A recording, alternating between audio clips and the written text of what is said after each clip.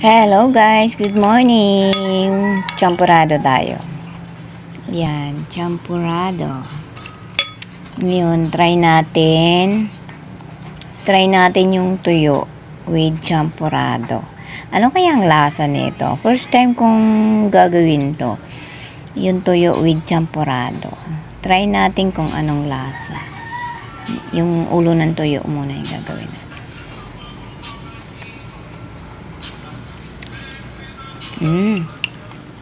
Masarap pala.